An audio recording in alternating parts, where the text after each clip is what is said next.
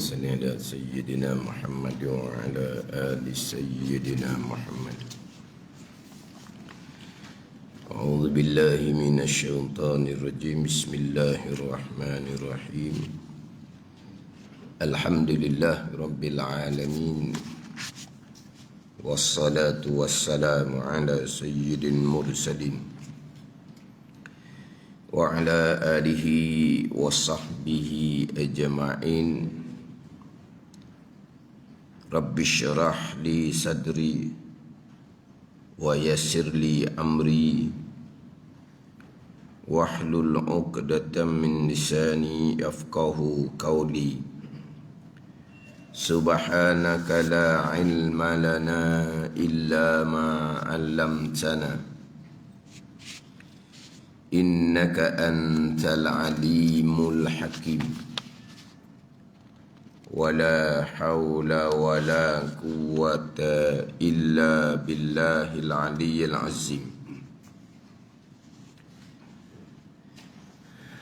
Kitab Hidayatus Sibyan, muka surat 2, baris yang kedua daripada bawah. Qala al-muallifu rahimahullahu ta'ala wa nafa'ana bi'ulumihi amin.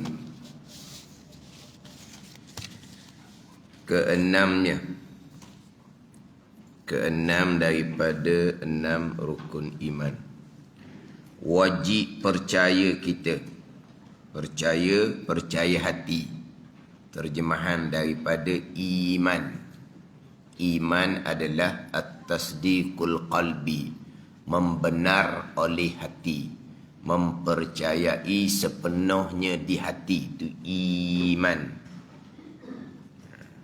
Wajib percaya kita dengan untung baik dan jahat itu daripada Allah Subhanahu wa ta'ala, yakni daripada qada dan qadar Allah Subhanahu wa ta'ala. Qada, kehendak, ketentuan, ketetapan, keputusan daripada Allah Subhanahu wa ta'ala yang bersifat dengan iradah, muwafaqah, selaras seiring dengan ilmu Allah Subhanahu wa ta'ala. Dan qadar perbuatan pekerjaan Allah Subhanahu wa ta'ala yang bersifat dengan kudrah daripada Allah ta'ala, daripada qada dan qadar Allah. Bermula untung baik yang datang daripada qada dan qadar Allah, iaitu iman dan ta'ah. Seseorang beriman, seseorang ta'ah adalah datang daripada qada dan qadar Allah Subhanahu wa ta'ala. Dan untung jahat datang dari qada dan qadar Allah. Apa dia untung jahat? Iaitu kufur dan maksiat. Kafir contohnya sembah berhala seseorang. Maksiat contohnya berjudi, minum arak, berzina seseorang. Kesemuanya datang daripada qada dan qadar Allah Subhanahu wa ta'ala. Ini pegangan kita yang kita bicara di dalam majlis ilmu. Fi maqamit ta'lim dipanggil. Ketika mengajar ilmu, kita membicarakan secara jelas kufur, maksiat, sembah berhala, berjudi, minum arak, berzina adalah datang dari qada dan qadar Allah. Fi maqamit ta'lim, pada tempat mengajar. Mengajar di sini bukan hanya di masjid. Mengajar contohnya kita nak ajar akidah kepada anak cucu kita. Kita jelaskanlah apa dia perkara jahat, qada dan qadar Allah. Perkara jahat, kufur, sembah berhala, qada dan qadar Allah. Perkara jahat, berjudi, minum arak, berzina, qada dan qadar Allah. Kita bicara dalam maqam ta'lim. Adapun nak bicara di luar, wajib kita beradab dengan bahawa kita menyatakan perkara yang baik datang daripada qada dan qadar, perkara yang jahat, perkara yang buruk, perkara yang tidak comel, tidak boleh kita sandar kepada qada dan qadar Allah.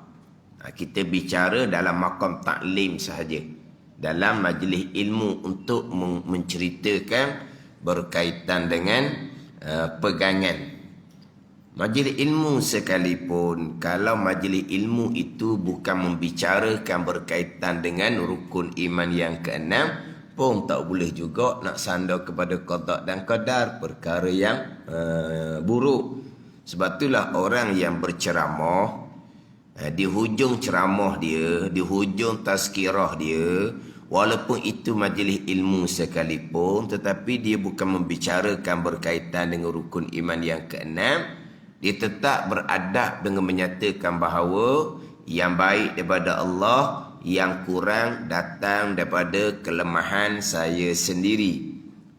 Majlis ilmu kan, kekurangan pun sandar pada qada dan qadar lah, sebab majlis ilmu.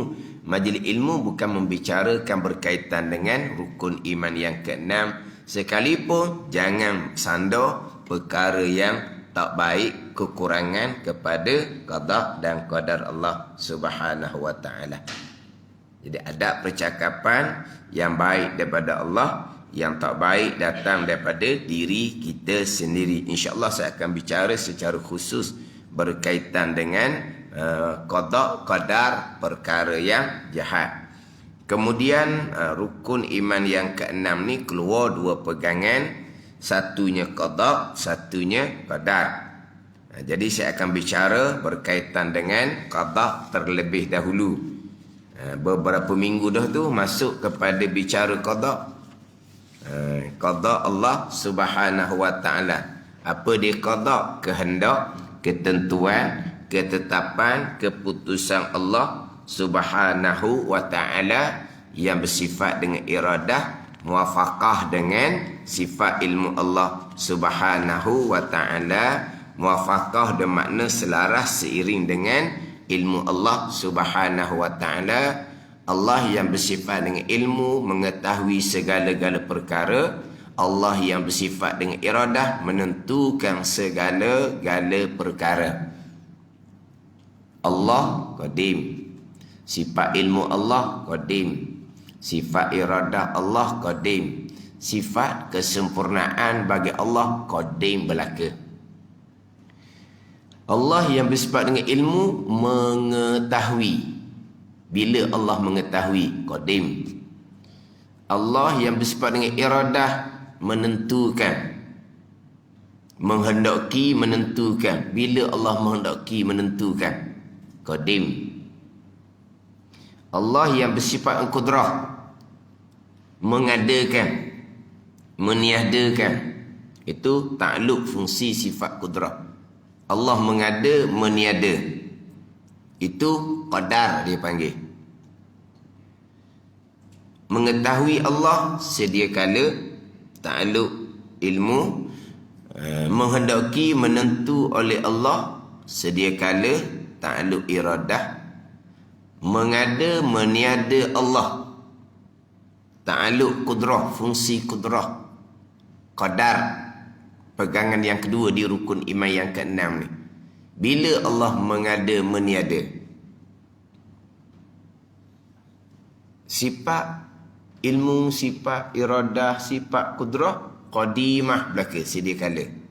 Zat yang wajib ada, sifat kesempurnaan yang ada di zat Allah Subhanahu wa taala qadim belaka, sedia kala belaka. Kemudian ta'alluq ilmu, mengetahui sedia kala, ta'alluq iradah, menghendaki menentu sedia kala, ta'alluq qudrah, qadar, mengada, meniada. Bila Allah mengada, meniada? Baharu, bukan sedia kala lah. Sifat qudrah Allah, sifat yang qadimah. Fungsi sifat qudrah mengada, meniada akan segala perkara yang harus. Jadi mengada, meniada ni, mengada dia tidak jumpa dengan sedia kala. Sebab mengada ni barang yang sedia kalanya tiada. Kau macam mana? mengada akan barang yang sedia kalanya tiada. Jadi mengadanya baru. Tu ta'alluq qudrah tanjizi hadis qadar. Ni kalau kita nak secara istilah. Jadi kita bicara qada sekarang adalah ta'alluq tanjizi qadim bagi iradah. Apa tanjizi qadimnya?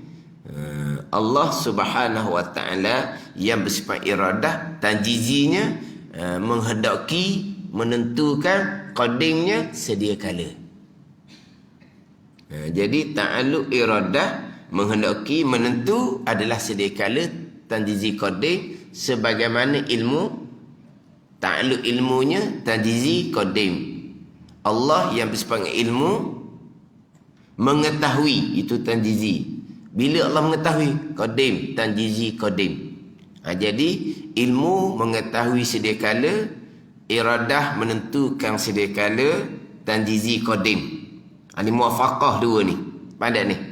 Ilmu mengetahui segala-gala, iradah menentukan segala-gala. Ilmu mengetahui pada azal, iradah menentu pada azal. Apabila qada Allah, kehendak, ketentuan Allah muwafaqah dengan ilmu, sekalian perkara tidak ada yang tergantung dan mustahil sama sekali kehendak Allah, ketentuan Allah, qada berubah. Mustahil sama sekali. Yang kita bicara dah minggu lepas secara ringkasnya di rukun iman yang keenam, kita bicara kehendak Allah, ketentuan Allah, ketetapan Allah, keputusan Allah pada azal. Yang kita perekahnya ketentuan azali. Ketentuan azali di iradah ilmu Allah tu mubram, putuh dah kedah. Sebab apa? Sebab qada Allah muwafaqah dengan ilmu. Kalau qada Allah tergantung ataupun berubah, di manakah duduknya sifat ilmu Allah Subhanahu wa taala? Yang dibicara yang muallaq yang tergantung itu adalah catatan di Lauh Mahfuz dan catatan di suhuf malaikat. Kita akan bicara asing hari ini. Jangan yang muallaq tu naik kepada rukun iman yang keenam, hak azali. Ini kena beringatlah. Sebab ini saya pernah sentuh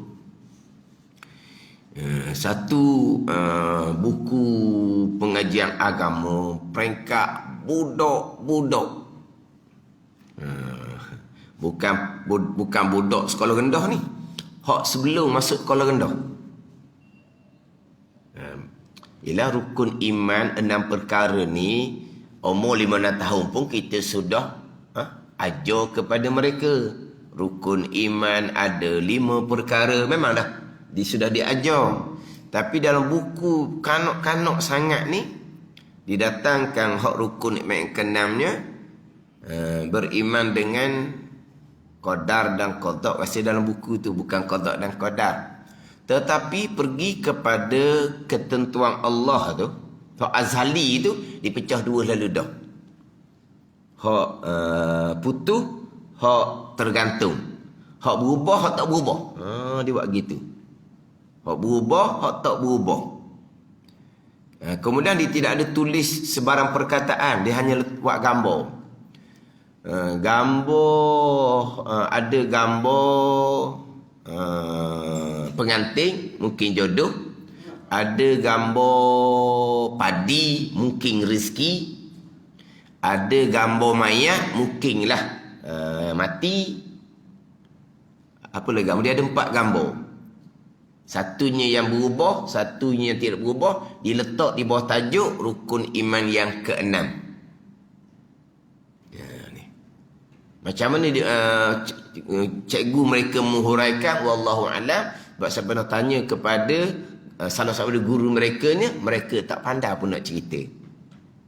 Tak ada cerita pun, cerita rekah tak apalah kepada budak-budak ni. Tapi biar cerita yang betul. Sebab kamu bicara hak rukun iman yang keenam, ketentuan azali. Ketentuan azali. Allah yang bersifat dengan iradah telah menghendaki, telah menentukan, telah menetapkan, telah memutuskan pada azal sekalian perkara. Lepas tu, kalau kata berubah, makna kehendak Allah, ketentuan Allah pada azal yang muwafaqah dengan ilmu tu berubah. Di mana letak sifat ilmu Allah Subhanahu wa ta'ala? Mana ni? Jadi saya lupa nak bawa. Sebab siapa ada fotostick itu, cuma dia ada gambar, gambar pengantin, gambar padi, gambar mayat, lepas tu gambar orang miskin. Kalau tidak silap, orang yang berpakaian koyok-koyok tu. Apa maksud dia? Mungkin untuk nasib ke gitu, wallahu alam lah. Sebab dia hanya gambar, mana ringkas saja.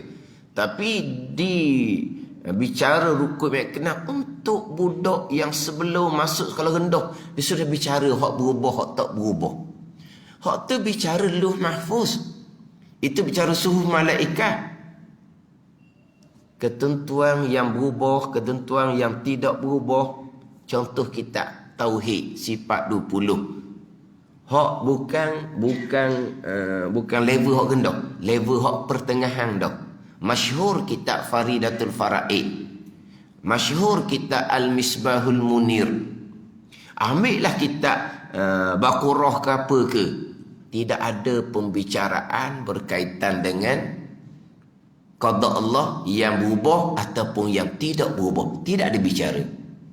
Nak bicara qada Allah yang berubah, yang tak berubah ni, kena cari kitab hak lebih besar lagi.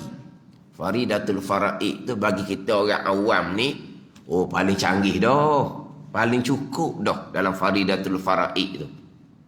Dalam Al-Misbahul Munir tu paling canggih dah, paling cukup dah bagi kita orang awam.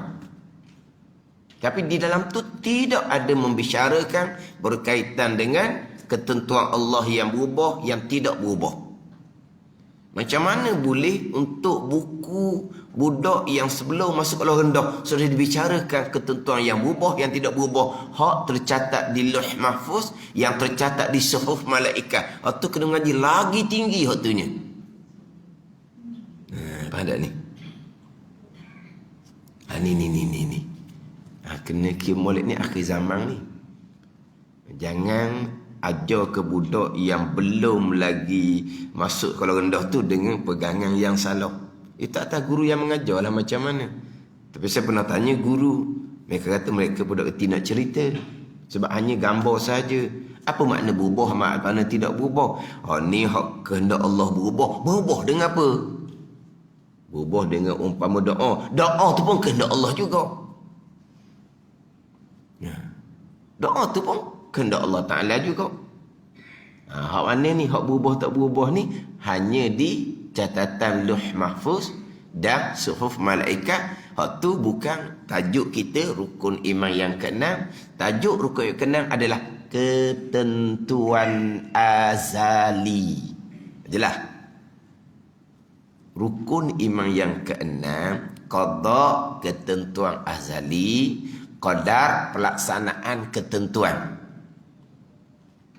Dan ini termasuk dalam buku tadi, termasuk dalam saya sebut buku tadi. Qada, ketentuan azali. Dia qada bukan qada tak apalah.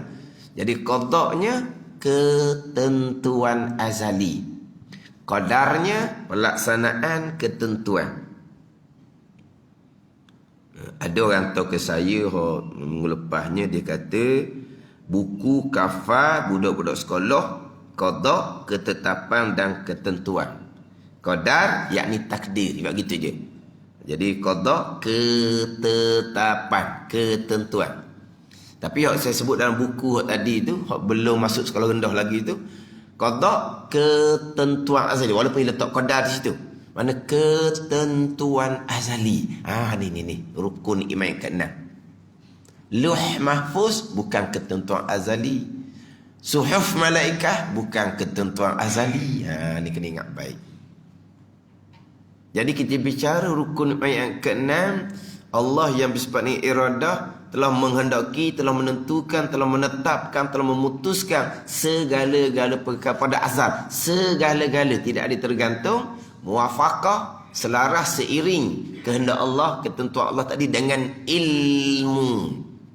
Seiring dengan ilmu, mustahil berubah sama sekali. Jadi berubahnya mana? Hak catatan Lauh Mahfuz dan catatan di suhuf malaikat. Kita akan bicara asing kat tu. Jadi kena beringat molek ni. Jadi kita bicara sekarang berkaitan dengan qada. Kehendak, ketentuan, ketetapan, keputusan. Banyaknya. Jadi makan masa lah kitanya. Perekah je qada ketentuan azali. Qada ketentuan azali. Ataupun qada saja padang dah sebut dah terjemahannya. Tapi memang saya sentiasa ulang, qada kehendak, ketentuan, ketetapan, keputusan Allah pada azal. Sebagian hak kata dalam buku kafar tu, qada ketetapan. Apa makna ketetapan? Allah tetap dah pada azal.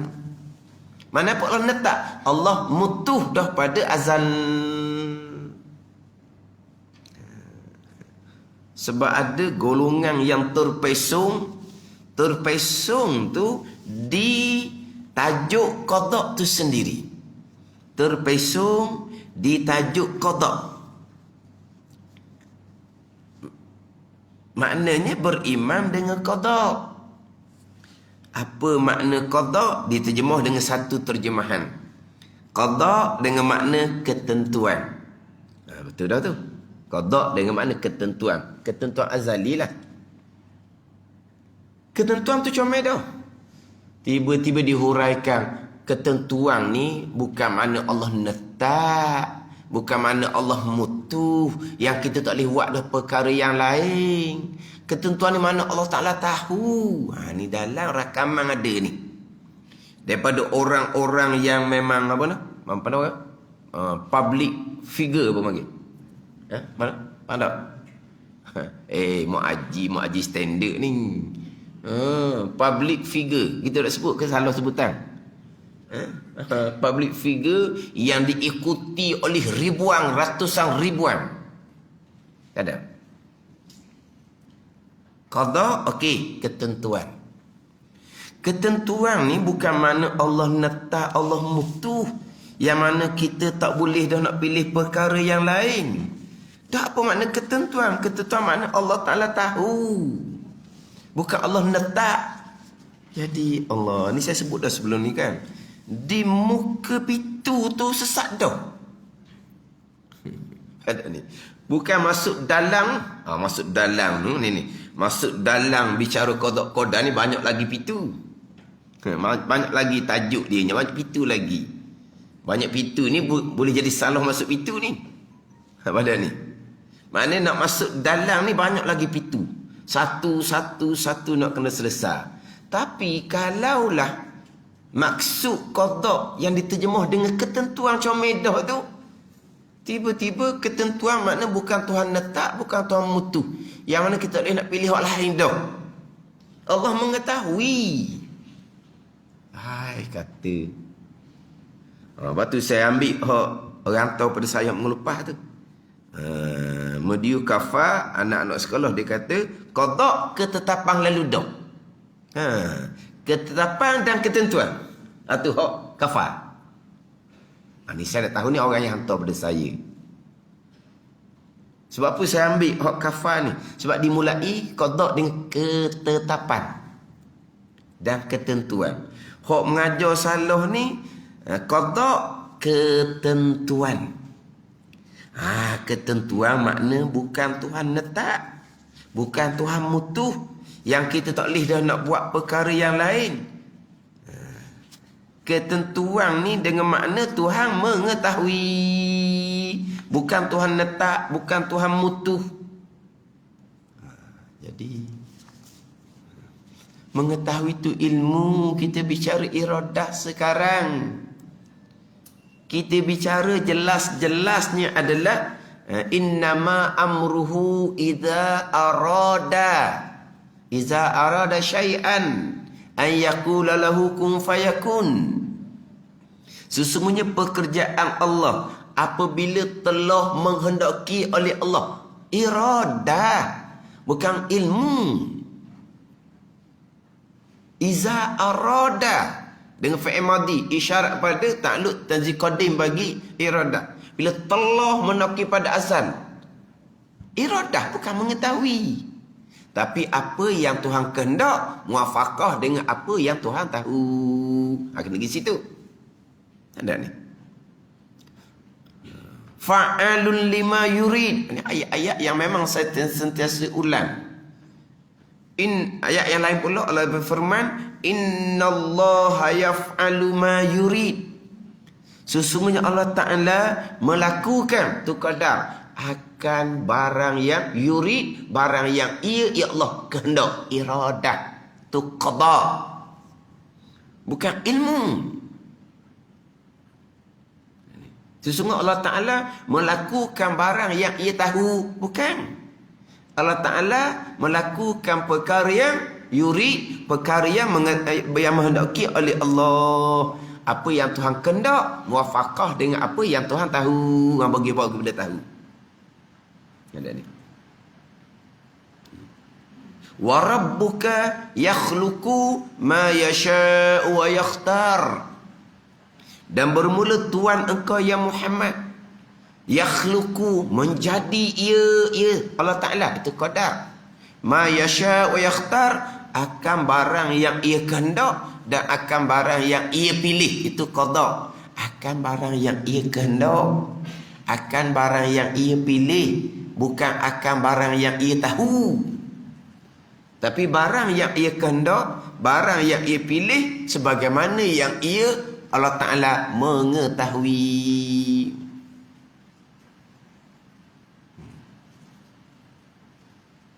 Jadi ketentuan adalah ketetapan keputusan Allah Subhanahu wa Ta'ala yang bersifat dengan iradah.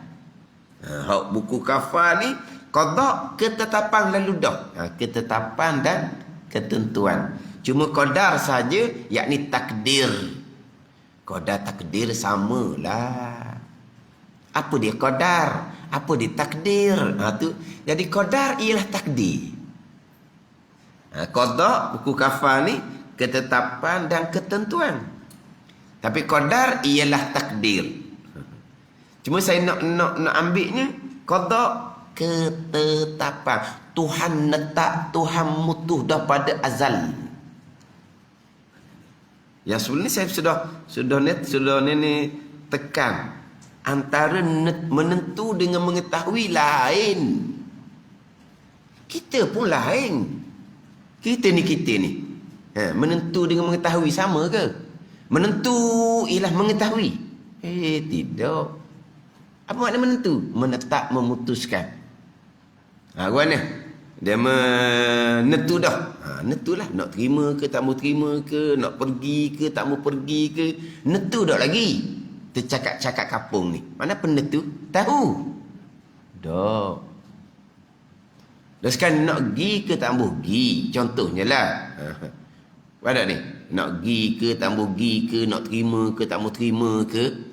Nentu tak lagi. Apa makna nentu? Tahu tak lagi. Gitu. Kan. Mana apa? Netak mutuh tak lagi ni. Mana apa? Netu kau cepat-cepat. Senang orang tu. Mana apa? Netu ni makna netak mutuh tak lagi. Bukan netu makna tahu. Oh ni kata ke Allah, bapalah jadi salah dah lah. Salah tu di muka pitu. Daripada orang yang menjadi ikutan ramai. Siapa perkataan netu pun tak tahu juga. Ini bukan perkataan biasalah. Menentu. Menentu bukan makna menetap. Menentu makna mengetahui. Tuhan tak menetap, Tuhan tak memutu. Jadi qada tu diterjemah dengan ketentuan. Comel sangat dah lah. Kita ketentuan azali, kita nak gitu je. Tapi yang jadi saya ni ketentuan, ketetapan, keputusan ni panjang sebab apa? Ni ingat ni. Ketidak tak payah, dah panjang-panjang. Ketentuan azali. Bahkan ketentuan azali pun tak payah dah. Sebut qada. Lalu rukun iman yang ke-6. Tapi terjemahlah ketentuan azali. Cukup dah. Ni ketentuan lagi, ketetapan lagi, keputusan lagi. Masa dalam 40 minit je. Tinggal setengah jam dah ni. Duduk main gini setengah jam dah. Tinggal 10 minit lagi. Bila nak alih kita ni ni hok bahagian pertama kita ni. Sebab apa? Sebab inilah jumpa dengan hok salah. Awal-awal salah dah. Jadi qada adalah ketentuan Allah, ketetapan Allah, keputusan Allah pada azal. Jadi kalaulah Allah telah netak mutuh dah pada azal, lepas tu kita ni terikat dengan ketentuan Allah, ketetapan Allah, keputusan Allah. Sekarang ni kita jelas dah. Menentu bukan mengetahui. Menentu, menetap, memutuskan. Muafakah dengan mengetahui Allah Subhanahu wa ta'ala. Kemah dah situnya. Jadi Allah telah menentu, menetap, memutuskan pada azal. Lepas tu kita ni terikat, dipaksa dengan qada Allah. Allah menentu, menetap, mutuh. Lepas tu kita terikat ke tak? Kalau kita tidak terikat dengan ketentuan Allah, kitalah Tuhannya. Ada ni. Allah menentu, menetap, mutuh. Tapi kita tidak terikat dengan qada Allah, kita bebas memilih dan melakukan sebebas-bebasnya. Power kita. Ketentuan Allah, ketetapan Allah, keputusan Allah, kita tak terikat. Kita nak turut boleh, kita nak canggah boleh, kitalah Tuhannya. Apa benda lagi?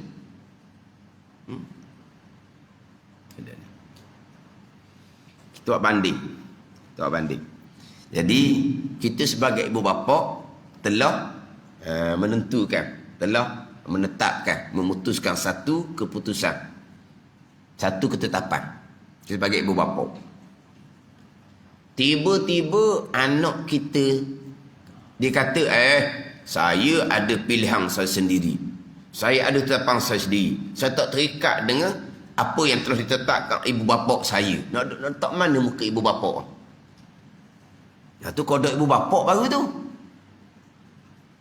Dan kita ibu bapa menetapkan, memutuskan satu-satu perkara ataupun satu-satu peraturan. Tiba-tiba anak kita kata, saya bebas. Sebab saya sudah besar dah. Saya tidak terikat dengan ketetapan keputusan ibu bapa saya. Tu pun kengih dah ibu bapa tu. Tak ada kengih. Faham kengih? Apa makna kengih? Kengih mana apa? Kengih mana kengih lah. Faham tak kengih. Tak payah makna lah kita kata nganu ni. Orang ikut FB tu pandai-pandai lah dia bawa. Dalam FB tu kalau mari perkataan bukan perkataan standard, adalah orang tolong. Makna kengih ibu bapa seumpama tu. Anak boleh canggah. Anak boleh kata, saya boleh menetapkan keputusan saya sebebas-bebasnya. Sebab apa? Sebab masa depan saya sendiri. Tak ada kaitan dengan masa depan ibu bapa saya. Kan hebat anak tu. Ya. Jadi kalaulah ketentuan Allah, ketetapan Allah, keputusan Allah ni kita tidak terikat, Allah tu lagilah. Dok kena Tuhan sungguh. Dok kena diri sungguh. Dah kalau gitu kita terikat. Yang berlaku ni lah qada qadar, tak terikat apa laginya. Kan sekalian yang berlaku adalah qada dan qadar. Makna apa? Kita terikat dengan qada dan qadar. Lah. Apa makna rukun iman keenam? Sekalian yang berlaku qada dan qadar, tak terikat apa lagi? Dah jadi kalau gitu kok mana ni dipaksakanlah. Lah. Memanglah. Dah kalau gitu, kalau perkara jahat, lah juga. Kalau perkara jahat Tuhan letak mutuh juga, makna kita tak boleh pilih perkara lain dah. Berlaku Tuhan hukum kita dari akhirah, zalim lah Tuhan. Tu Mu'tazilah tak boleh nak terima. Ni rakaman belaka ni. Kalau ketentuan Allah adalah ketetapan keputusan Allah yang tak boleh nak pilih perkara lain. Allah memutuskan perkara jahat, maka seseorang hamba melakukan perkara jahat, seorang hamba akan dihukum di hari akhirah zalim. Allah seumpama tu. Ni. Lepas tu macam mana perkara jahat? Allah mengetahui. Allah tidak letak tak mutu. Kita bebas nak pilih perkara baik ke nak pilih perkara jahat. Itulah Mu'tazilah.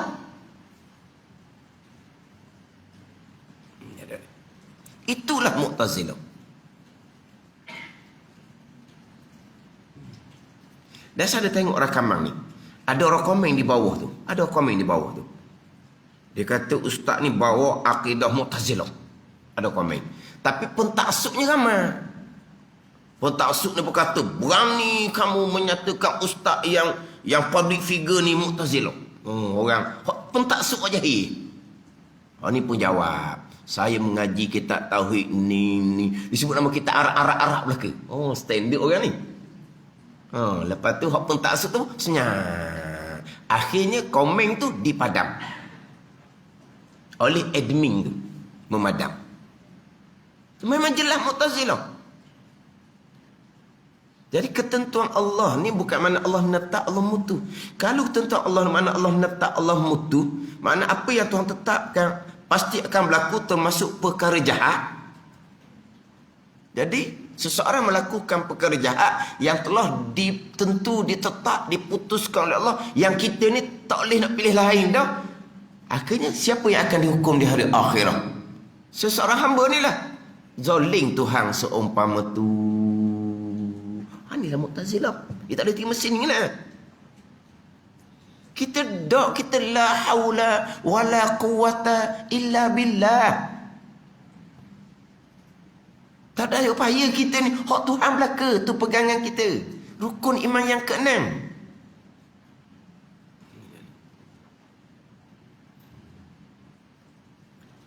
Allah qadakkan jahat, berlaku perkara jahat. Allah hukum dengan neraka. Hak dia. Kau ada dia nak tetapkan macam mana? Tapi kita akan bicara khusus perkara jahat pula. Ini kita nak bicara bab ketentuan ni dahulu. Qada ketentuan azali. Apa makna ketentuan azali? Ketetapan keputusan. Boleh pilih orang lain. Kalau kita boleh pilih orang lain, kitalah Tuhan.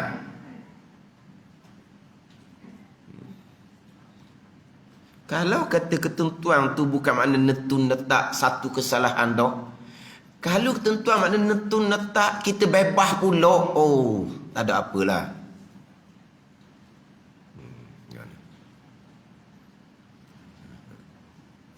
Memanglah pada zahirnya kita tidak terikat. Kita bebas pada zahirnya.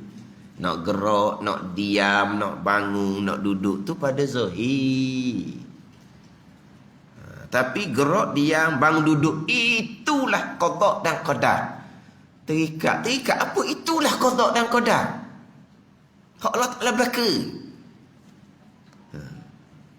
Sekalian qada dan qadar. Lepas tu, kita tidak terikat. Dah qada qadarnya hak mana? Hak kita tak terikatnya hak mana? Kan jauh tu kan. Maknanya di qada qadar, sekian qada qadar ni tak boleh nak pegang molek. Sekalian qada qadar, tak ada apa dah kitanya. Terikat, kita kata tak terikatnya, hak dia dah tak terikat, apa lagi kitanya. Kalau terikat ni ada hak bahagian kita, tapi kita kena terikat dengan hak qada qadar. Tak ada terikat-terikatnya, hak Tuhan belaka dah. Jadi hak Tuhan tu, Tuhan letak Tuhan mutu, maknanya terikat dipaksa. Sahih nah. Apa yang berlaku tu qada dan qadar.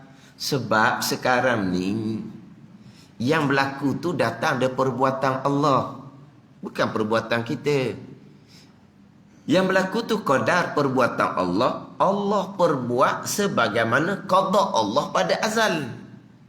Kalau Allah perbuat bercanggah dengan qada Allah pada azal, mustahil. Jadi situ bawa lupa Allah, lala Allah, jahil Allah. Tu sifat mustahil lawan pada iradah dan ilmu belaka tu.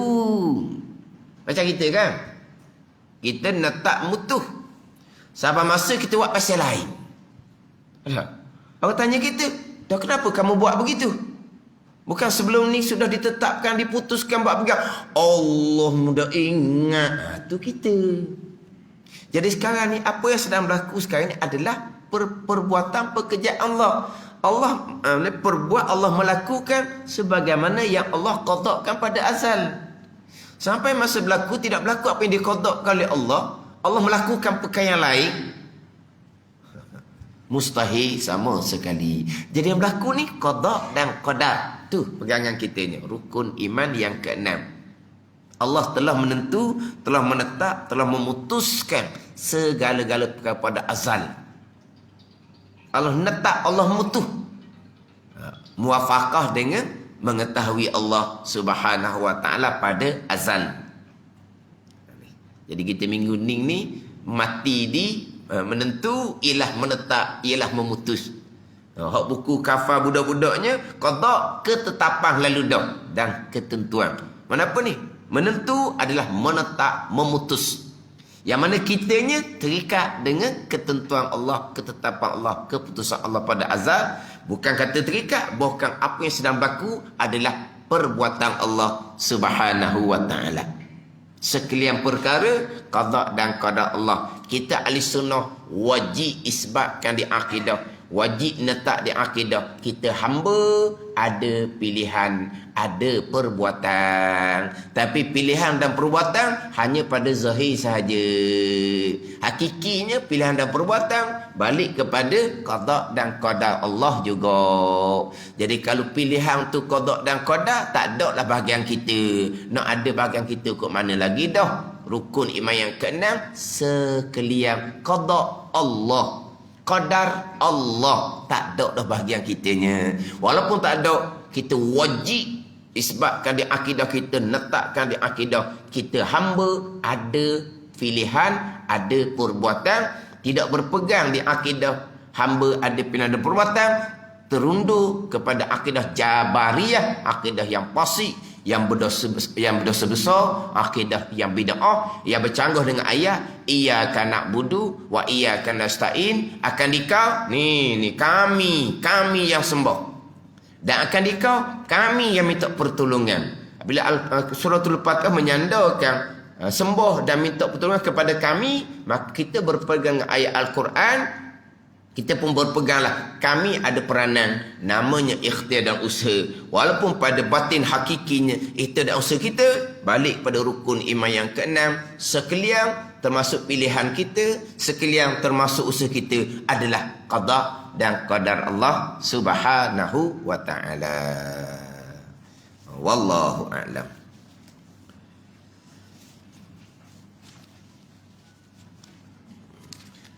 Kita kalau kira kuliah kita ni, Hidayatus Sibyan ni, hak asalnya di Tahsin Quran ni, habis dah bab tauhid ni.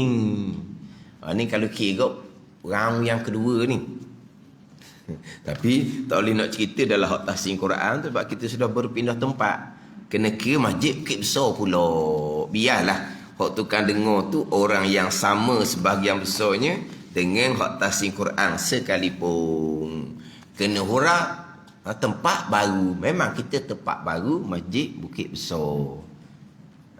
Tapi masa di Tahsin Quran hak terdahulunya, habis dah tajuk bab pegangan 8 muka surat dalam kitab Hidayatus Sibyan. Dan memang saya panjang juga bicara bab rukun iman yang keenam.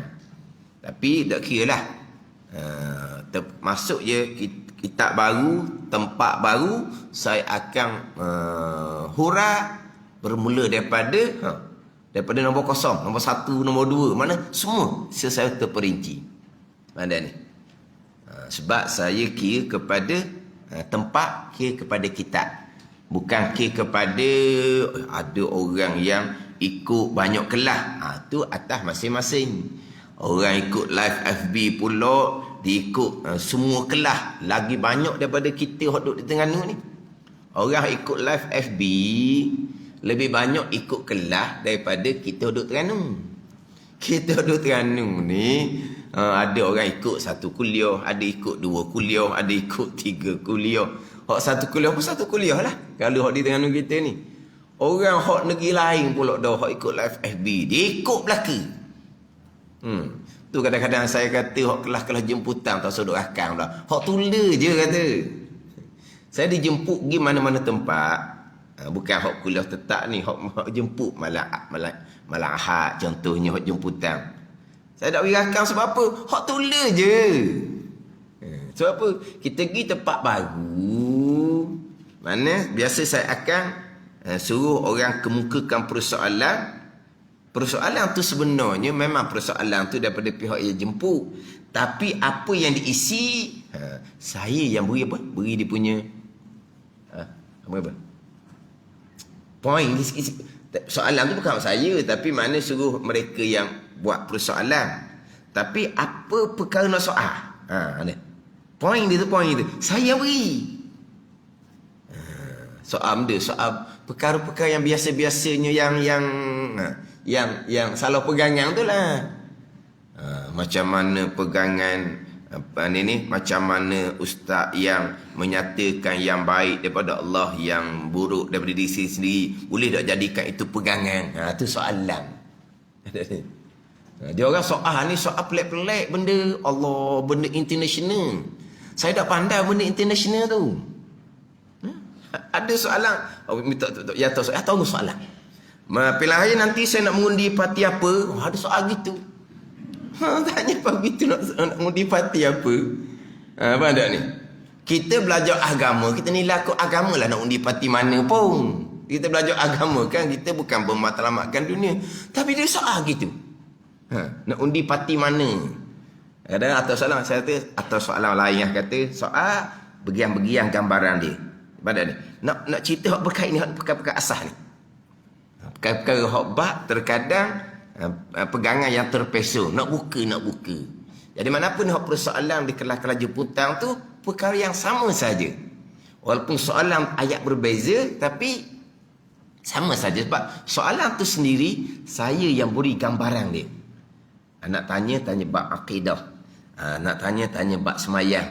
Nak tanya bab taubah. Gitu. Tanya bab taubah. Tanya asal-asal je ni. Kelas jemputan saja. Dah bab pegangan, bab semayang, bab taubah tu memang saya berulang-ulang kali semua dah. Sebab tu kata tak payah rakan-rakan like FB lah kata. Hak tula je. Mana kadang-kadang kita ni orang luar pula yang mengikuti kelas lebih banyak daripada kita orang Terengganu. Tapi saya gitu je. Saya ikut tempat mana, kitab mana, saya akan mula daripada bawah. Tambah pula bab qada dan qadar ni. Saya akan mula daripada bawah satu. Sebab apa? Sebab hak banyak terpesong adalah di rukun iman yang keenam, walaupun daripada mereka yang tidak disangka-sangka terpesong daripada orang yang berlatar belakangkan agama. Ni kitab Bidatus Sibyan muka surat 17. Muka surat 17 baris yang ke 10 daripada atas. Qala al-muallifu rahimahullahu ta'ala wa nafa'ana bi'ulumihi amin. Iaitu doa iftitah. Allahu akbaru kabira walhamdulillahi katsira wa subhanallahi bukratan wa asila. Bukrah ni pagi, wa asila dan petang-petang. Ini bacaan doa iftitah. Yang mana bacaan doa iftitah ni banyak di punya sirah dia, banyak di punya bacaan doa iftitah yang datang daripada Nabi sallallahu alaihi wasallam. Jadi dalam kitab Hidayatus Sibyan ni dua doa iftitah di sini. Allahu akbar kabira walhamdulillahi katsira wa subhanallahi bukratan wa asila. Satu riwayat yang lain, wajjahtu wajhiya lilladzi fataras samawati wal ard. Itu riwayat hadis yang lain. Mana kalau kita nak pilihlah wajjahtu wajhiya lilladzi fataras samawati wal ard. Ini lebih afdal hadis yang diriwayatkan oleh Imam Muslim daripada Sayyidina Ali karramallahu wajhah. Tapi biasa orang kita ni dia nak cepat dipilih Allahu akbar kabira walhamdulillahi katsira wa subhanallahi bukratan wa asila. Dia biasanya kita tok imam tua lah yang baca dua ni Allahu akbar kabira dengan wajah tu wajhiya lilladzi. Kalau imam muda dia biasa baca wajah tu je. Lepas tu terkadang kita doa iftitah belum habis dia sudah baca Fatihah. Walahal imam takbir sahaja kita ni serta-merta Allahu akbar, tak ada tangguh-tangguh. Kita pun baca Allahu akbar kabira ni tak habis lagi dia sudah bismillah baca Fatihah dah. Sebab apa? Orang sekarang ni banyaknya baca wajah tu wajhiya lillazi. Sebab dalam kitab-kitab yang lain tidak datangkan Allahu akbar kabira. Dia hanya mulai dengan wajah tu wajhiya lillazi. Ada Allahu akbar kabira, contohnya kitab Muniyatul Musalli adalah sama macam dengan kitab Hidayatus Sibyan. Macam kitab malam ni, maghrib di Masjid Ladang, kitab Fathul Mu'in, tak ada Allahu akbar kabira. Dimulai dengan wajah tu wajhiya lillazi. Saya ada bawa ni Fathul Mu'in. Wa warada fihi ad'iyatun kasirah.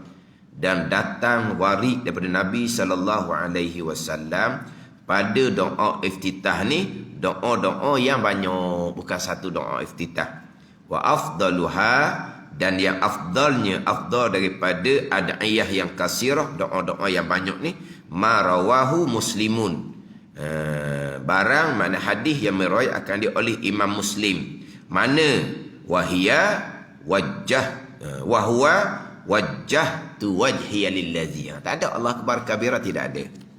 Cuma dinyatakan bahawa doa iftitah ni banyak dia punya sirah bacaan dia yang kesemuanya datang daripada Nabi SAW. Tapi yang afdalnya adalah bacaan doa iftitah yang diriwayatkan oleh Imam Muslim daripada Sayyidina Ali karramallahu wajhatuhu afdal. Doa iftitah juga ni alhamdulillah hamdan katsiran tayyiban mubarakan fi. Dalam iftitah juga tu ada nak kita begitu tolak. Doa iftitah juga tu. Dia banyak bacaan-bacaan doa iftitah. Tapi biasanya kalau kita nak cepat, Allahu akbar kabira walhamdulillahi katsira wa subhanallahi bukratan wa asila, kita pun ta'awuz, a'udzubillah. Tapi kalau kita nak panjang sikit, nak ambil satu daripada dua ni, kita ambil wajah tu wajhiya lillazi. Tapi kalau kita berjemaah, biasanya kita akan ambil dua ni, Allahu akbar kabira dengan wajah tu wajhiya lillazi. Ada ni. Jadi hak dalam kitab kita ni hak dua riwayat hadis Nabi SAW, bacaan doa iftitah yang datang daripada Nabi SAW. Dia kita dalam mazhab Syafi'i, walaupun kita siapa tu imam sedang membaca Fatihah contohnya dengan kuat. Kalau tu imam membaca surah dengan kuat, kalau surah tu macam surah sejadah subuh pagi esok tu, kita masih lagi disunatkan baca doa iftitah sebab surah tu panjang. Jadi sekarang ni kalau kita masuk sembahyang, tu imam sedang membaca Fatihah dengan kuat, mana kita lambat sedikit takbir. Mana tu imam baca doa iftitah siap dah, baru kita takbir. Maknanya imam sedang membaca Fatihah kuat. Dalam mazhab Syafi'i kita masih lagi disunatkan membaca doa iftitah. Dalam mazhab-mazhab yang lain sudah tidak boleh baca doa iftitah dah, sebab tu imam sudah membaca Al-Quran dengan kuat. Iza qara'tal Quran fastami'u lahu wa ansitu la'allakum turhamun. Fastami'u lahu, dengarlah. Kenapa lagi kita nak baca doa iftitah? Iza quri'al Quran, bila dibaca akan Al-Quran, fastami'u lahu wa ansitu. Tuntut dengar, diam kitanya. Jangan duk baca doa iftitah. Ada ni. Kalau baca doa iftitah, bukan ada pandangan mazhab mengatakan haram dah dianya. Sebab apa? Fastami'u lah. Quran perintah, ambil dengar Quran tu. Jangan baca dalam titah apa laginya. Tapi mazhab Syafi'i kita, walaupun tu imam sudah membaca Fatihah kuat contohnya, kita masih lagi disunatkan baca dalam titah, tetapi disunatkan percepat. Kita bacaan dalam sembahyang disunatkan baca dengan beranjur. Ada ni. Dengan tertil kita baca ni. Jangan baca dengan cepat. Hak bacaan dasar ni kita kena baca dengan secara beranjur. Beranjur bangga. Cara tertil, bukan secara laju. Tapi kalaulah kita masuk dalam sembahyang nak baca doa iftitah, tu imamnya sedang membaca Fatihah kuat, maka kita disunatkan pelaju. Pula gitu. Kita disunatkan baca dengan beranjur, baca dengan perlahan-lahan, baca dengan tertil. Dah. Hak ni sunat baca dengan cepat. Ada juga sunat baca cepat. Jangan kita buat baca beranjur macamlah tu imam ni baca tu imam baru takbir, sama-sama baca doa iftitah. Tu imam belum lagi baca Fatihah kuat, kita baca moleklah doa iftitah tu. Tengok molek kat mana doa iftitah tu. Baca dengan secara tertil lah. Tapi kalau kita baca iftitah tu imam sedang membaca Fatihah, kita sunat baca dengan cepat. Ada juga sunat pelaju. Adalah sunat pelaju. Sunat baca dengan cepat doa iftitah kita ketika imam sedang membaca Fatihah dengan kuat. Tapi maknanya dalam mazhab Syafi'i kita, walaupun imam sedang membaca Fatihah kuat, kita masih lagi disunatkan membaca doa iftitah. Tapi ada pandangan mazhab tidak dibenarkan lagi baca doa iftitah, bukan kalau baca hukumnya adalah haram. Pada ni kita yang tidak disunatkan baca ketika imam baca kuat adalah surah imam baca kuat. Kalau imam baca perlahan zuhur asar, kita maklumlah kita baca surah sendiri. Tapi kalau imam baca kuat, kita habis dah baca Fatihah, imam baca surah kuat, contoh surah sejadah lah pagi esok, kita jangan turut baca. Kalau turut baca juga, ketika kita mendengar bacaan sejadah tu imam, pandangan muktamad makruh, pandangan doa haram. Ada juga ni, nak cerita dia pandai juga ni. Yang baca sejadah dia pun baca. Oh, Mak Haji ni ingat mulut dia. Dia baca juga. Sekarang tu imam sedang baca sejadah. Surah sejadah kat pertama, surah Ad-Dahriyah kat kedua, Al-Insan tu. Kita jangan turut baca. Kita turut baca pandangan muktamad makruh. Tuan kata fastami'u lahu ansitu. Tuntut dengar. Kenapa nak pergi baca surah sendiri? Kalau baca surah sendiri, hukumnya adalah makruh atas pandangan yang muktamad, haram atas pandangan yang daif. Haram atas pandangan daif. Haram tau. Itu pandangan yang daif. Pandangan muktamad, hukumnya adalah makruh kita membaca surah ketika imam sedang membaca surah dengan kuat. Kalau zuhur asar, waktu kita maklumlah, sebab imam membaca surah dengan perlahan, maka kita pun membaca surah sendiri. Tapi kalau kita dengar bacaan surah tu imam, kita disunatkan perhati dengar akan surah yang dibaca oleh imam. Perhati dengar akan surah yang dibaca oleh imam. Jangan kita membaca surah sendiri. Kalau tak dengar ataupun dengar tak jelas, tu imam baca kuat. Tapi hujan lebat pagi tu. Hujan lebat. Memang tu imam baca surah sejadah ni kuat. Tapi oleh kerana bising dengan hujan, kita tak dengar. Barulah kita sunat baca surah sendiri. Bacalah sejadah pun dah kata ingat. Sekarang tu imam baca kuat. Tapi oleh kerana bising dengan hujan, ataupun tu imam ni musim-musim hujan ni dia tak pakai speaker ke macam Allah alam lah. Jadi kita duduk belakang. Contoh orang perempuan lah hidup jauh dengan tu imam.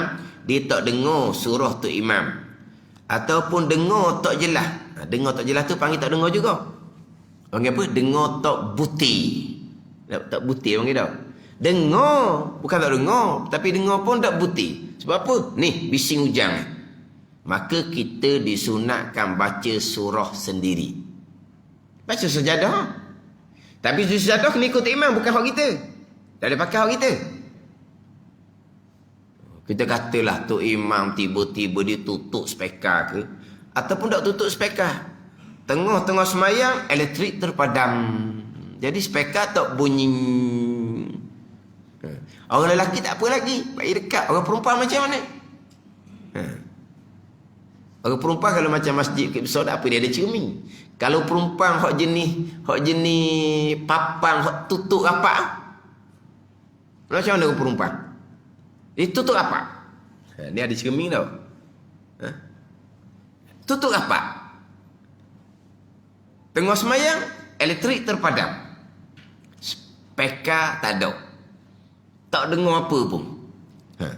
Makmum nak macam mana? Sebab syarat untuk sah makmum mengikuti imam, makmum mengetahui perpindahan rukun oleh imam dengan dengar takbiratul ihram ataupun nampak perpindahan rukun makmum yang di belakang. Ada ni. Syarat untuk sah berjemaah dia ada 12 syarat dalam kitab Mishkatul Afrah. Di antara syarat untuk sah berjemaah adalah makmum mengetahui perpindahan rukun oleh imam. Mengetahui ni sama ada dengan dengar takbir intiqalat tu imam, dengar takbir intiqalat mubaligh. Kena mubaligh macam Mekah tu lah, dia ada mubaligh. Bukan mubaligh penceramah masuk kampung ni, bukan. Ataupun tak dengar. Tu imam pun tak dengar, mubaligh pun tidak ada, tapi kita nampak, kita duduk belakang, kita nampak makmum berpindah rukun. Akhir mengetahui dah tu. Mengetahui dah. Sekarang ni makmum ni pun hak depan kita ni turut depan dia, turut depan dia, turut depan dia. Hak depan sekali lah hak dengar perpindahan rukun tik mana dengan Allahu Akbar, Allahu Akbar. Hak belakang tu dia hanya nampak depan. Kita lagi belakang, lagilah nampak depan kita. Berlapis-lapis dah. Dia panggil mengetahui perpindahan rukun oleh imam. Barulah sah kita menjadi makmum. Ada ni. Jadi kalau terpadam, kalau tutup rapat, macam mana orang perempuan nak buat? Kita tengah sembahyang, tengok Mak Haji ni. Dia tengok sembahyang ni. Tengok Mak Haji ni. Nak tengok siapa? Dah, tapi papang tutup rapat. Dia kena buka lah. Sebab apa? Dalam semayang boleh berlaku bagai-bagai. Dan semayang boleh berlaku bagai-bagai. Cukup dah 4 rakaat. Tu imam pun Allahu Akbar rakaat kelima. Tapi takbir dia pendek. Kalau takbir panjang kita boleh tahu. 4 rakaat. Ada 4 rakaat. Sepatutnya Allahu Akbar tasyahud akhir lah. Tiba-tiba dia naik rakaat kelima, tapi Allahu Akbar pendek je. Kalau Allahu Akbar, Allah siap tu imam, lah jauhnya pindah rukun. Kalau jauh pindah rukun tu bukan sujud kepada tasyahud akhir tu. Kalau panjang gitu mana sujud kepada rakaat dia rakaat kelima dah tu imam tu. Mana? Walaupun makmum perempuan tak nampak, tapi dia boleh membezakan antara Allahu Akbar atas tasyahud akhir. Allahu Akbar, tik mana kat kelima. Tapi kalau tu imam sama-sama panjang je. Ada tu imam. Di sujud yang kedua, dia bangun tasyahud akhir tu 2-3 saat dah. Duduk tasyahud akhir menung. Allahu Akbar, bawa panggil orang. Orang kata gaya tu imam ni. Kata siap tu imam. Jadi sekarang ni kalau tik mana kat kelima, kalau tutup rapat, makmum perempuan tak tahu. Makmum perempuan tasyahud akhir lah. Tasyahud akhir. Pada tasyahud akhir. Makmum perempuan ingat ke untuk imam ni tasyahud akhir lah. 4 rakaat dah ni kan. Rakaat kelima apa lagi nya? Dah tak nampak. Tapi kalau kita nampak, tik mana naik rakaat kelima. Kan tahu tu kan. Lepas tu kau anda kita lah nak tunggu ke, nak mufarakah ke, boleh belaka. Kau anda kita lah. Tapi kita tahulah tu imam tu buat apa. Tapi kalau kita tak tahu tu apa? Kita pun tasyahud akhir. Kita ingat ke tu imam? Tasyahud akhir lah kita ingat. Ni perempuan belakang tak nampak Tunggunya. Allahu Akbar. Apa benda tu? Kita tunggu Assalamualaikum. Salam dah. Tiba-tiba Allahu Akbar. Apa benda kalau Allahu Akbar ketika tasyahud akhir? Apa benda? Sujud sahwi lah. Apa benda lagi? Sujud sahwi ya? Makmum buat apa? Sujud sahwi. Sami Allahu liman hamidah. Siap. Sami Allahu liman hamidah. Sujud sahwi. Apa kau? Baru tahu makmum perempuan. Hak itu tu apa? Tu kata kena buka. Sebab dia boleh berlaku bagai-bagai dalam sembahyang tu. Jadi kalaulah berlaku elektrik terputus, suara pun tak ada, gelap tak nampak, makmum yang sudah terputus daripada tu imam ni sudah tak tahu perpindahan rukun tu imam, dia hanya boleh tunggu dalam jangkaan 2 rukun. Boleh tunggu lagi jangkaan 2 rukun. Lama dah ni dia wajib kena niat mufarakah. Tadi dah. Tapi bukan kata mufarakah segera. Gelap. Suara tak ada, elektrik padam, lampu tak ada, gelap gelita. Jadi perempuan belakang tu dah dengar tabir tutup rapat, tak tahu Datuk Imam tu macam mana. Dia tidak wajib yang mufarakah segera, dia kena tunggu sekejap. Kok kan elektrik datang kembali kan. Kena tunggu jangkaan. Ni nak lebih dari 2 rukun dah ni. Jangkaan tak tahu dah ni. Barulah niat mufarakah, kita bukan makmum dia lagi. Ada sebab kita sudah tidak mengetahui perpindahan rukun tu imam. Jadi kita balik tadi persoalan, kalaulah kata makmum ni tidak mendengar bacaan surah sejadah tu imam contohnya, barulah makmum ni sunat membaca surah sejadah sendiri. Bacalah, tapi time sejadah hanya ikut sujud sejadah tu imam. Jangan ikut sejadah sendiri. Pada ni. Dia kita makmum ni jadi panjang ni. Satu masalah tinggal doa iftitah. Tinggal doa iftitah. Banyak lajuk tu. Tajuk asal ni doa iftitah. Dia gini, kita kena ingat gini je. Kita sembahyang 5 waktu, 2 rakaat yang pertama ada surah. Faham tak? 2 rakaat yang pertama ada surah. Sama ada sembahyang seorang diri, sama ada menjadi imam. 2 rakaat pertama ada surah. Termasuk makmum pun ada surah di 2 rakaat yang pertama jikalau tidak mendengar bacaan surah tu imam. Dia gitu. Dia mati situ je. Sekarang 2 rakaat yang pertama sunat baca surah bagi orang yang sembahyang seorang diri, kita maklum. Bagi tu imam kita maklum, bagi makmum yang tidak mendengar bacaan surah tu imam. Contohnya suara lah. Suara. Kita mahu baca surah tak? Baca. Kenapa? Sebab kita makmum yang tidak mendengar bacaan surah oleh imam. Adapun tadi tu contohnya subuh. Tu imam baca Fatihah kuat, surah kuat. Tiba-tiba tak dengar surah sejadah. Kita sunat baca surah sendiri sebab kita rakaat pertama. Jadi kita kena faham situ je. Sembahyang 5 waktu. 2 rakaat yang pertama Fatihah serta dengan sunat baca surah. Bagi siapa? Sembahyang seorang memang jelas. Bagi tu imam memang jelas. Makmum je nak kena kira. Makmum yang tidak mendengar bacaan imam, contohnya makmum sembahyang zuhur, makmum sembahyang asar. Tiba-tiba makmum sembahyang subuh, tu imam baca kuat, tiba-tiba makmum tak dengar. Kerana hujan, kerana elektrik terpadam, speaker tak ada. Maka semacam mana zuhur asar lah. Rakaat pertama ada surah, rakaat kedua ada surah. Makmum kena baca sendiri. Ada. Hak ni hak kita jarang amal. Kita jarang amal. Kita faham dah tadi, makmum ada surah di 2 rakaat yang pertama jikalau tidak mendengar bacaan surah tu imam. Hak ni jarang kita amal. Kita pergi kepada hak sembahyang isyak. Sembahyang zuhur asar sama je. Kita pergi pada sembahyang isyak yang memang tu imam baca kuat. Rakaat pertama tu imam baca kuat, rakaat kedua tu imam baca kuat. Rakaat ketiga keempat tu imam baca perlahan. Kalau zuhur ni perlahan belaka, kita ambil contoh isyak. Jadi 2 rakaat pertama tu imam baca kuat. Dua rakaat yang terakhir tu imam baca perlahan. Tu imam rakaat ketiga kita baru masuk sembahyang. Faham tak? Kita mari lambat. Tu imam rakaat ketiga isyak. Kita bawa rakaat pertama isyak. Faham tak tu? Jadi rakaat pertama isyak, rakaat kedua isyak, ketika tidak mendengar bacaan tu imam, apa hukum pada makmum? Sunat baca surah lepas baca Fatihah. Sunat ah.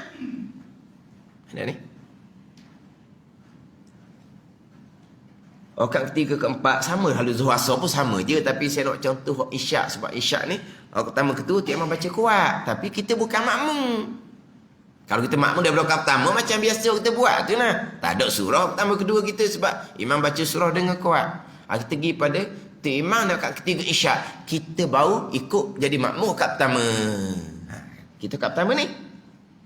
Makmum rakaat pertama kedua tidak mendengar bacaan tu imam, sunat ada surah sendiri. Itu je hukum dia. Tapi tak sempatlah nak baca surah sebab tu imam baca Fatihah saja, segera dia rokok. Kita pun rokok, maka terhutang satu surah. Terhutang. Sebab kita tak sempat nak baca. Kalau kita sempat baca, kita sunat baca walaupun 1-2 ayat. Sunat baca walaupun 1-2 ayat. Jangan tinggal. Sebab kita rakaat pertama, tu imam baca perlahan. Sunat baca surah. Tak sempat sebab imam segera rokok sebab dia hanya membaca Fatihah rakaat 3 isyak. Rakaat 4 pun sama juga. Kita rakaat kedua. Rakaat kedua isyak ni sunat baca kuat sebab tak dengar tu imam. Tak sempat nak baca surah juga sebab imam segera rokok sebab dia membaca Fatihah saja rakaat keempat isyak. Terhutang lagi satu surah. Tu imam beri salam, kita naik rakaat ketiga, Fatihah dan surah, naik rakaat keempat, Fatihah dan surah. Surah ganti rakaat pertama kedua yang kita sunat baca tapi kita tak boleh nak baca. Kita amal tau. Ada ni. Biarlah kita pergi selip bab surah walaupun kita tak iftitah. Sebab apa? Sebab jarang orang kita amal.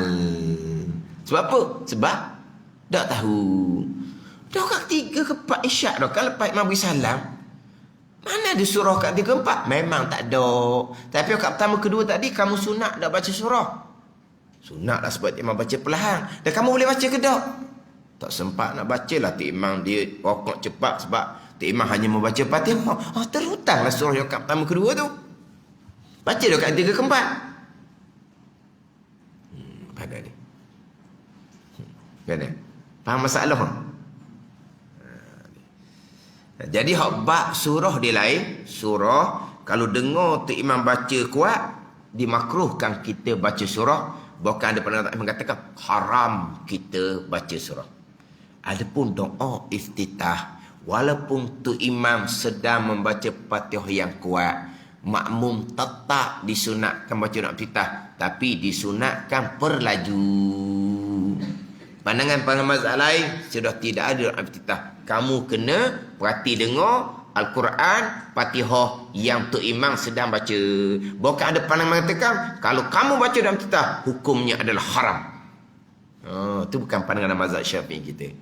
Jadi kita pandangan mazhab Syafi'i sunat lagi baca doa iftitah dengan cepat. Ambillah pendek-pendek, tak salah ambil panjang dua riwayat ni. Ambil Allah akbar kabira walhamdulillahi katsira wa subhanallahi bukratan wa asila pun okey dah. Ada ni. Tapi baca juga, jangan tak baca. Kita dalam mazhab Syafi'i walaupun imam sedang membaca Fatihah dengan kuat. Jadi beza doa iftitah dengan bacaan surah.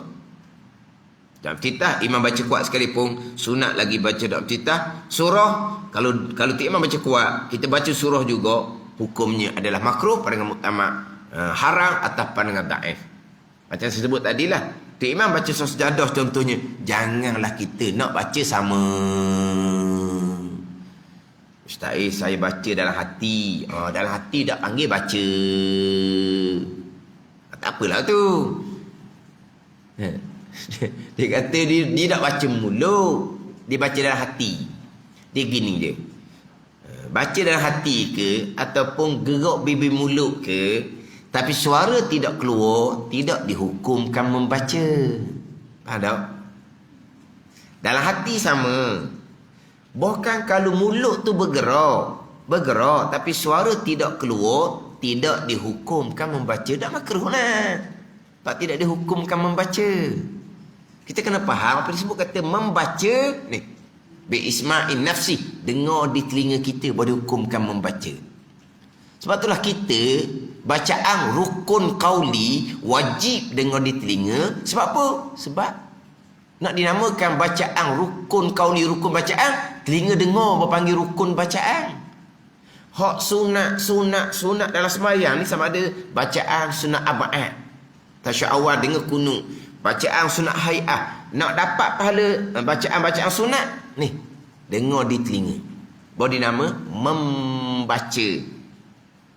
Kalau tak dengar di telinga, gerak bibir mulut sekalipun tidak dihukumkan membaca. Jadi kalau dia kata saya baca dalam hati, tak panggil membaca, maka tidak dimakruhkan.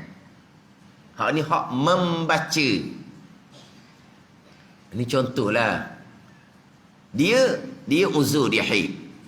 Tapi bibir mulut dia bergerak-gerak. Dia turut kepada bacaan Al-Quran.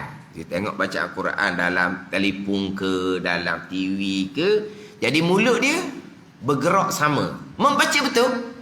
Ya, tapi tak ingin membaca sebab suara tak keluar. Maknanya bibir mulut dia bergerak sama, menuruti apa yang didengar Quran tu. Tapi dengar tak di telinga, tak dengar, tak dinamakan membaca, tak haram lah. Perempuan haid nifas uzur kan haram membaca Al-Quran. Membaca ni duduk sini, dengar di telinga, baru panggil membaca. Kalau dia hanya menuruti Al-Quran yang didengar dalam telefon dan TV tu, dia menuruti betul-betul dia turut. Bukan di hati, bibir mulut dia bergerak. Sekalipun selagi tak masuk di telinga, tidak dihukumkan membaca. Jadi kalau Latif Imam baca surah kuat, dia menuruti dengan hanya menggerakkan bibir mulut, telinga dia tak dengar, tidak dihukumkan membaca beserta dengan imam membaca kuat, maka tidak dimakruhkan. Mungkin secara tadabbur dianya nak berkata tu imam baca ni dengan dia sendiri, baca di mulut ke tak dengar suara, ataupun dia baca di hati, ataupun hanya perhati dengar. Tu yang kita naknya. Cuma nak ceritanya, kalau tidak bunyi suara tak panggil membaca. Kalau keluar dengar suara di telinga ketika imam membaca kuat, dia baca surah, hukumnya adalah makruh. Ni dalam iftitah, walaupun imam baca Fatihah kuat dah sekalipun, masih lagi makmum disunatkan baca doa iftitah, tetapi disunatkan percepatkan. Allahu akbar kabira walhamdulillahi katsira wa subhanallahi bukratan wa asila. Bukrah pagi-pagi, wa asila petang-petang. Wajjahtu wajhiya lilladzi fataras samawati wal arda hanifan muslima wa ma ana minal musyrikin. Kalau dalam hak Rumi ada terjemahan tau. Tak ada terjemahan hak Rumi. Tak ada. Biasa Rumi ada terjemahan. Terjemahan kena beli itulah, kena beli tu poster. Ada kan? Poster bacaan dan bacaan di dalam semua serta terjemahan. Saya pernah tengok. Tapi terjemahan Indonesia. Jadi lain sikitlah. Bila kita nak jaga kekosyakan hati dalam sembahyang, kita kena tahu jugalah makna bacaan kita secara ringkas. Dah tahu juga mana bacaan, kita perhati akan bacaan-bacaan kita untuk hasil khusyuk bagi kita orang awam. Wallahu a'lam.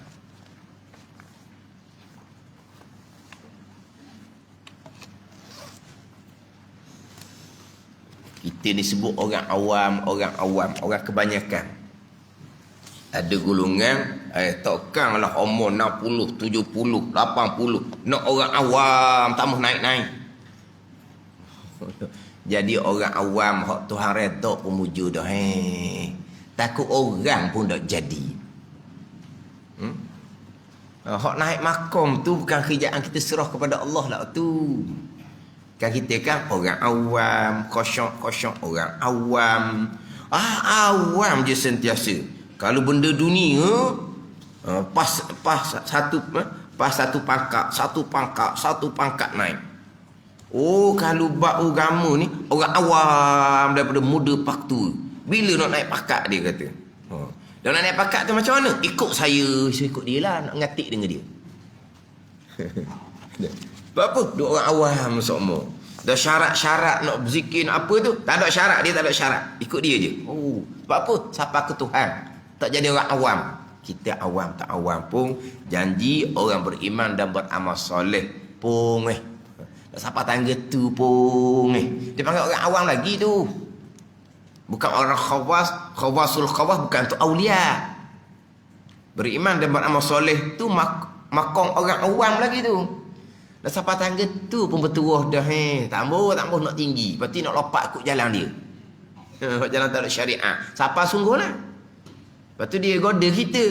Takkanlah kita. Tengok mana dia. Awak kerja dunia. Naik pangkat. Awak agama. Nak duduk tangga awam gitu je. Padang dia kata. Padang dah. Alhamdulillah. Naik pangkat. Naik maqam. Itu serah kepada Allah. Orang yang perjalanan rohani yang sebenar. Cerita bak nak naik maqam ni sudah tidak ikhlas. Dia ada matlamat lain. Matlamat nak naik maqam, matlamat nak jadi tok wali, matlamat nak jadi tok keramat. Tu dia apa ni? Dia panggil hati itu sudah tidak ikhlas. Tu cerita bab ketinggian lah. Kita awam pun awam. Janji jadi orang. Kita ni hak mana hak bukan orang? Hak mana bukan orang? Kalau kita katalah mayang bang pun dok tak jadi orang mu ni. Bukan kita kata gitu. Orang semayang bandok, kita panggil muda jadi orang ni. Macam lembu kambing ni. Kan lembu kambing kan? Orang ni lembu kambing. Orang bang dia buat kan ni lembu kambing. Orang bang ni, tinggal lembu kambing ni, relax je. Orang tu nak semayang pun, relax je. Sama lembu kambing kan? Mana? Ni orang ceramah ni, dia kata orang semayang bang ni, serupa lembu kambing. Cuba tengok, telinga lembu kambing. Orang bang, lembu kambing buat apa? Tak ada buat apa. Orang dah semayang, buat apa? Tak ada buat apa. Sama je. Panggil apa? Tak jadi orang. Kalau semayang bang pun tidak. Macam mana dengan akidah pun tak betul. Semayang bang pun tak betul. Orang panggil. Bukan kata orang awam. Orang pun tak Kita nampak orang tak semayang bang tak jadi orang. Orang akidah salah, lagi besar dosa daripada orang tak semayang bang. Orang tak semayang itu dosa besar. Bukan orang dah tu. Orang akidah salah. Lagi bukan orang. Tu kata kita ni jadi orang awam. Ada imam akidah, lepas tu wa amal zahir batin dengan ilmu, orang awam. Alhamdulillah dah. Naik makan khawah, serah kepada Allah Subhanahu wa taala. Yang kita nak atur pekerjaan Allah Subhanahu wa taala. Kalau jalan penyucian yang sebenar ditawarkan dengan makom, itu bukan jalan yang sebenar. Sudah ada tujuan niat yang lain, dia panggil tak ikhlas dah. Nisbah dengan perjalanan penyucian rohani, hak naik makom di sisi Allah. Diserah bulat-bulat kepada Allah. Hanya mengabdikan diri akan Allah. Tuhan letak tangga awam, siapa ketua, siapa mati. Alhamdulillah, janji Tuhan letak kita beriman dan beramal soleh. Gitu je. Lepas kita sebut awam. Awam ni memang orang-orang dia ni awam tak habis-habis dia kata. Iyalah. Nak jadi orang awam tu. Orang yang berakidah, orang yang diterima amalan oleh Allah Subhanahu wa taala. Ini kitab 20 sifat hati yang keji dan terpuji, muka 30 baris bawah sekali.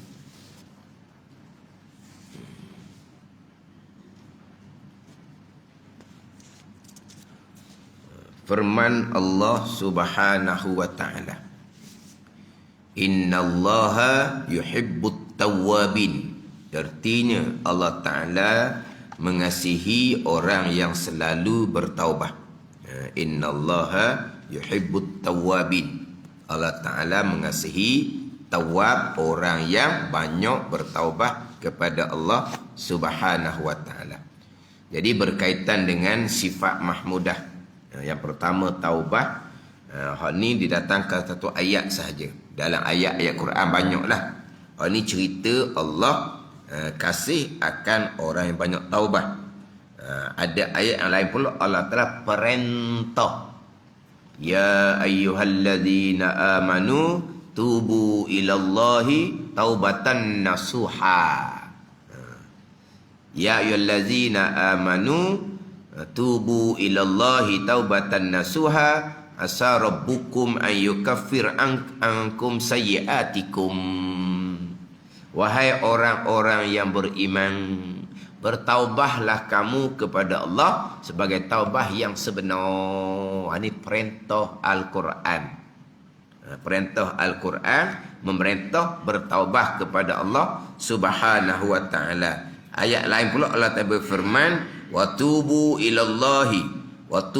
ilallahi jami'a ayyuhal mu'minun la'allakum tuflihun. Taubahlah oleh kamu kepada Allah sekalian kamu, hei sekalian orang beriman. Ini perintah Al-Quran yang jelas.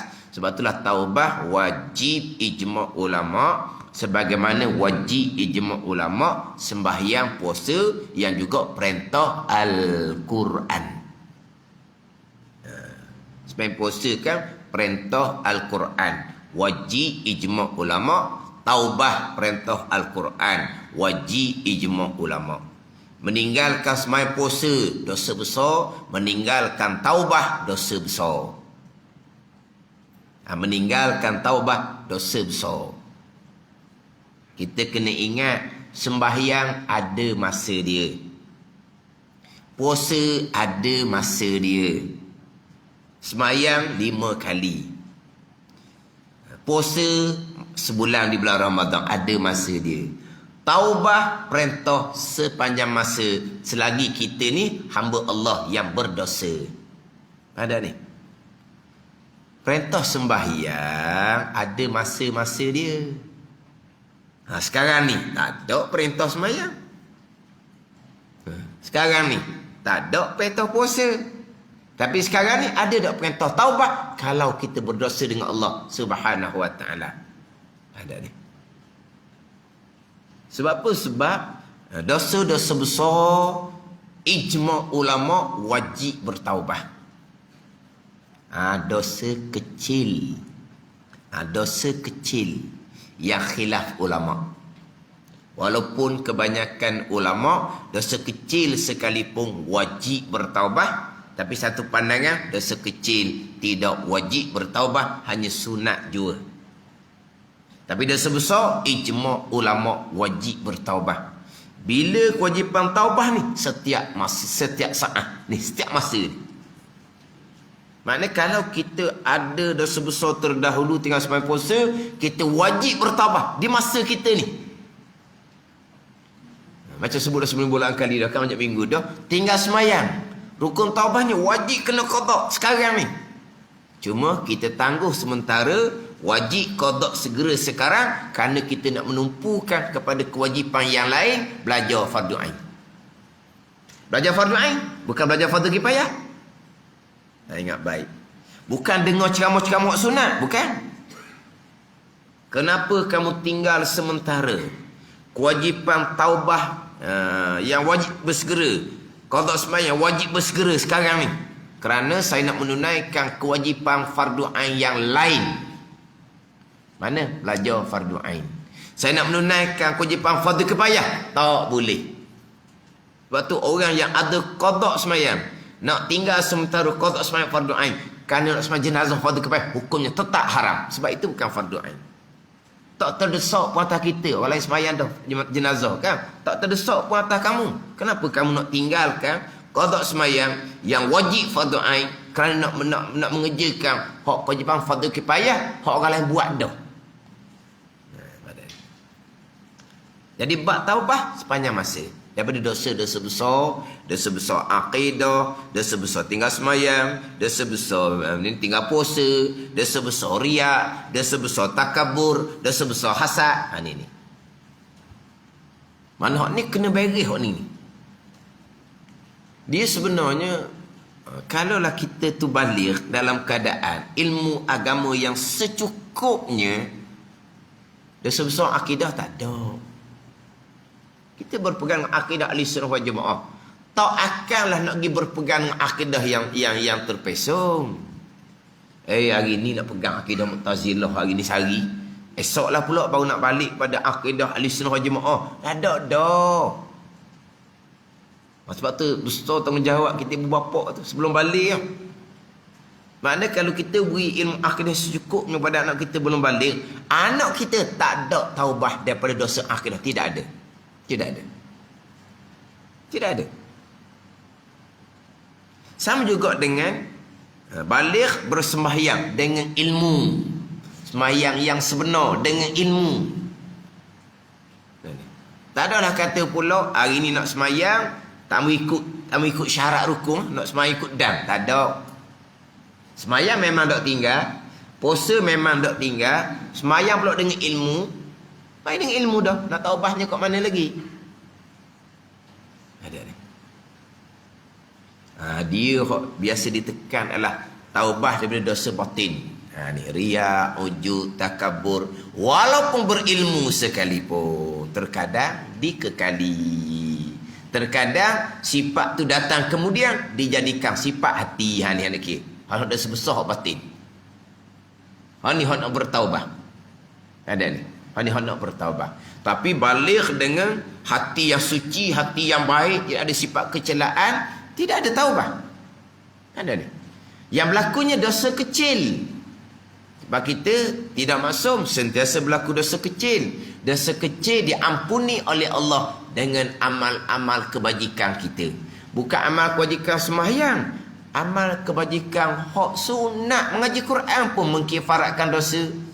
Amal ibadah sunat, subhanallah 33 kali, alhamdulillah 33 kali, Allahu Akbar 33 ataupun 34 kali pun sudah mengkifaratkan dosa-dosa kecil yang kita lakukan.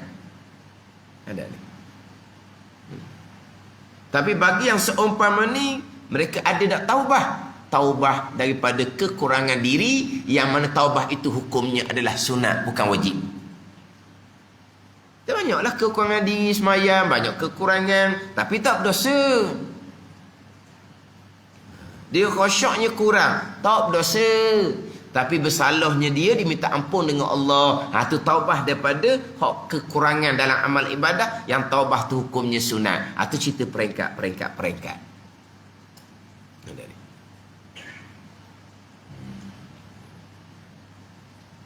Balik pula dilengkapkan dengan ilmu fardu ain supaya jaga hubungan sesama manusia. Jangan melakukan kesalahan sesama manusia. Pada agama seseorang, pada diri seseorang, pada harta seseorang, pada kehormatan seseorang, pada maruah seseorang, kamu jangan sentuh. Pada ni. Maka tak ada dosa dengan anak Adam. Tak ada lah, taubat. Tapi adakah tidak bertaubat? Sentiasa dalam taubat. Taubat yang disunatkan oleh Allah. Ni baru nak cerita bab kedudukan makam apa semua. Ni kita balik. Yelah. Kadang-kadang anak-anak kita balik, kita ibu bapa. Kita cerita kita ibu bapa lah. Jangan kita cerita ibu bapa kita. Kita cerita kita ibu bapa. Kita ni kita. Ibu bapa kita hidup di masa yang ilmu agama tidak berkembang. Pada masa dahulu, ilmu agama sukar. Dahulu benar, nak ke mana-mana kena tidur dalam perjalanan. Sebab apa? Berjalan kaki. Ada ni. Nak ke bandar tu kena tidur dalam perjalanan. Sebab tu jadi dulu dia ada waris. Sebab nak tumpang tidur. Sekarang tak payah waris dah. Sebab dia wong-wong kereta lalu tak kena waris dah. Kereta mapuh boleh cari waris. Kereta dia mapuh semua jalan, kau telefon. Tak ada ke waris kita kampung ni? Cari waris dah. Apa tak cari waris dah ni dah. Dia cari hak. Itulah tong betul. Tak cari waris kau cari tong je, tak cari waris dah. Tapi dulu memang ada waris. Sebab apa? Sebab kena tidur dalam perjalanan. Jauhnya dahulu. Jadi orang dahulu dia jauh daripada alim ulama. Kejahilan mereka termasuk kejahilan yang dimaafkan oleh syarak. Lain mereka. Ibu bapa kita terdahulu lain. Sebab dua jahil yang syarak maafkan. Satu jahilnya, jahil kerana baru masuk Islam. Ada ni. Jahil kerana baru masuk Islam. Apa kesalahan dia? Walaupun kesalahan akidah sekalipun, syarak tidak ambil salah. Sebab dia baru masuk Islam. Satu lagi jahil dimaafkan, jahil jauh daripada alim ulama, jahil macam orang tua kita dahulu. Itu dimaafkan. Ada ni. Ni kita ni sekarang ni. Kita ibu bapa sekarang ni ilmu sudah terbuka luas. Di Masjid Surau banyak majlis ilmu. Dalam FB banyak program ilmu agama. Kita belajar kedok, adab belajar, kejahilan kita sudah tidak dimaafkan. Jadi kalau kita nak bicara bab ibu bapa dengan anak, kita bicara kita. Jangan bicara, mak ayah kita dahulu tak beri ilmu agama kita. Dah. Kita balik pada kita. Sebab mak ayah kita tu zaman yang berbeza dengan zaman kita. Jadi kita ni, anak kita balik, cukup dah ilmu agama, terutama sekali ilmu agama bab pegangan. Cukup dah. Kalau kita gagal dalam bab usuluddin, iman, akidah anak kita, gagal tu besar sangat kita. Berat kita di padang mahsyar jikalau kita tidak bertaubah dengan Allah Subhanahu wa taala. Jadi apabila kita ni balik dalam keadaan seumpama tadi, banyaklah dosa besar kita. Dosa besar yang pertama yang kita wajib bertaubah dengan segera adalah dosa besar jahil fardu ain. Dosa besar pegangan salah, dosa besar semayang salah, dosa besar riak ujub takabur, itu lapis kedua. Lapis yang pertama, dosa besar kerana jahil fardu ain. Dan dosa besar akidah salah tak salah pun kena belajar dulu baru tahu salah tak salah. Sekarang akidah salah tu dosa besar. Dah. Nak tahu mana akidah tu salah kalau kamu tak belajar. Dan kenapa akidah kamu salah? Kerana kamu jahil fardu ain tauhid, ilmu tauhid. Jadi yang pertamanya taubah daripada dosa besar mengekali jahil fardu ain bermula daripada umur baligh. Mana taubah dianya? Dia ada 3 rukun taubah. Mana? Yang pertama, menyesal sangat-sangatnya kita kerana kita baligh dalam keadaan kita mengekali jahil fardu ain dosa besar sampai ke puluh-puluh tahun. Yang kedua, sekarang kita belajar dah. Kita sudah meninggalkan dosa besar, kejahilan kita belajar dah sekarang. Belajar sekarang ni kena buat molek. Yang ketiganya, azam bulat di hati. Kita tak akan tinggal dah belajar fardu ain. Azam tu tak apalah. Yang kedua, kita belajar dah fardu ain sekarang. Fardu ain apa? Tauhid, fiqh, tasawuf. Tauhid fiqh tasawuf ni sekarang. Sekarang hari ni tauhid saja. Fiqh esok, fiqh saja. Tasawuf lusa, tasawuf saja. Panggil belajar kedok seumpama tu kita jahil pada ain 3 ilmu. Jahilnya bermula daripada umur baligh, puluh-puluh tahun. Boleh ke kita hanya sehari satu tauhid? Fiqh tasawuf tak ada. Esok satu fiqh. Tauhid tasawuf tak ada. Lusa satu kitab tasawuf. Tauhid fiqh tak ada. Panggil belajar kan gitu. Ini kena kembali lah. Sebab tu hak pertamanya. Kita bertabah hak pertamanya. Bertabah daripada dosa besar jahil fardu ain. Kita ni kurang-kurangnya boleh lah. Mula-mula tadi tauhid. Yang kedua fiqh. Yang ketiga tasawuf. Tapi masanya pendek je. Mana kita kena sentiasa. Atas diri kita masing-masing. Kalau kita hak kurangnya ilmu pekoh saja je kok kurang ke, ilmu tasawuf saja kok kurang ke, orang lain tu ada dah ringan sikit. Tapi kalau kita memang kosong ketiga-tiga, tu kena duduk pondok lah. Kena duduk pondok. Oh ustaz ayat itik dia kata. Ayat itik tak ada dah sama sekarang.